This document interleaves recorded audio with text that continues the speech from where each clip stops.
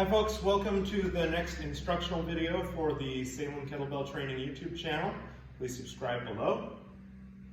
This time we're visiting the dead swing, which I have dubbed the Swingle patent pending. I am looking at it in a step-by-step fashion as we have all the skills that have led up to it. This is the first time really getting a glimpse into the ballistic nature of the swing. We've done the hip hinge, we've done the deadlift, we've done the plank, we've done the swing start.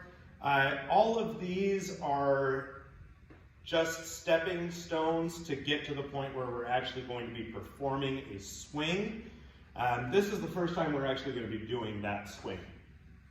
So we're going to start off revisiting the hip hinge, the swing start, also known as the hike pass, and then we're going to explore a different variety of deadlift, a dynamic effort deadlift, where we're going to be performing the deadlift reps almost as fast as possible. Basically as fast as possible with control. And the reason we want to practice this is because it's going to give us the breath timing and the explosive speed in the hips that we need when we perform the dead swing or swingle. Now, exercises like the swingle, where we're performing one rep at a time in a set, can be really, really fatiguing. Like the swing start, where we were hanging out down in the bottom position for a long period of time. The legs are going to get sort of worn out. That will happen again in this swingle. So we want to keep the sets pretty short on this exercise, somewhere in the 2 to 5 rep range. Anything longer than that, and the likelihood of your form breaking down increases dramatically. So we'll start off with our hip hinge. Let's revisit that. We're pressing the hips back, taking our big breath in, finding that loaded position where the hamstrings, quads, and glutes are all on, maybe the adductors a little bit as well. The swing start. Grip, tip, drag through the mud. Our hike pass.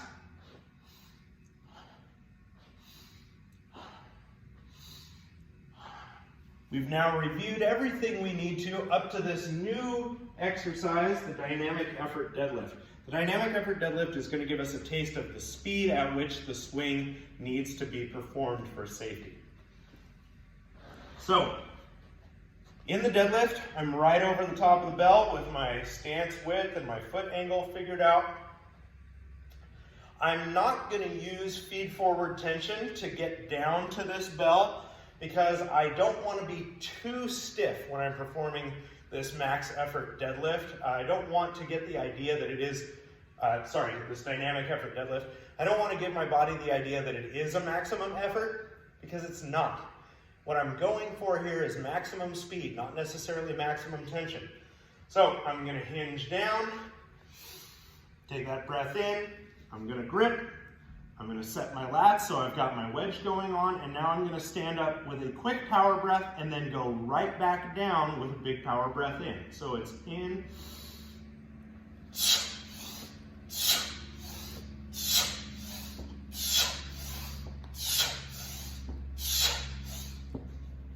and release.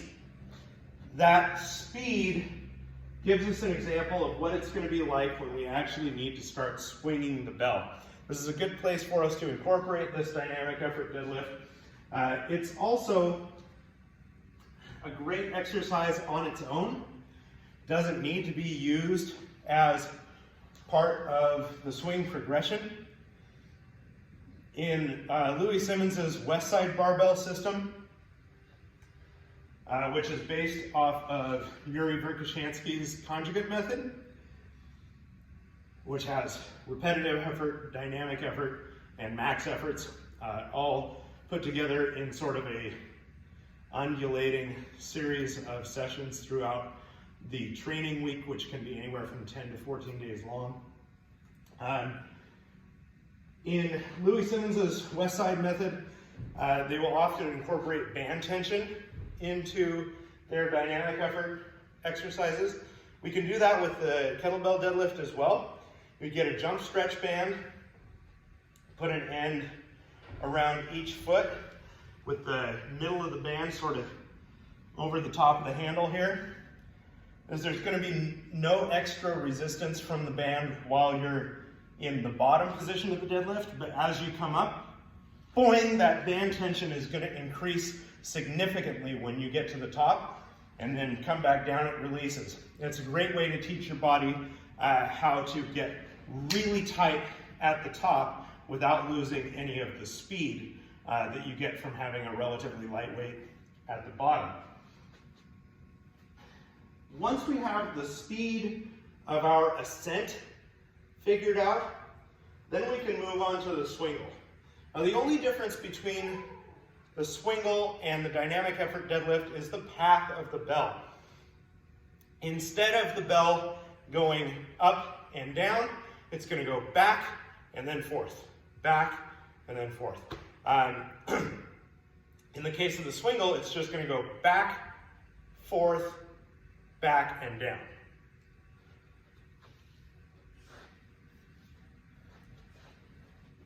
Get my hip hinge here. Grip and tip, drag through the mud. I was pretty much already there, so I didn't get a lot of movement on the bell.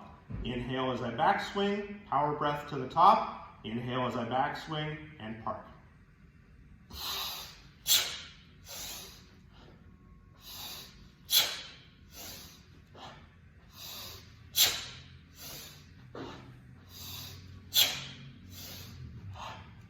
So just like my swing start, when I'm taking that breath in, the bell is moving back. I'm not changing my spinal position as I backswing.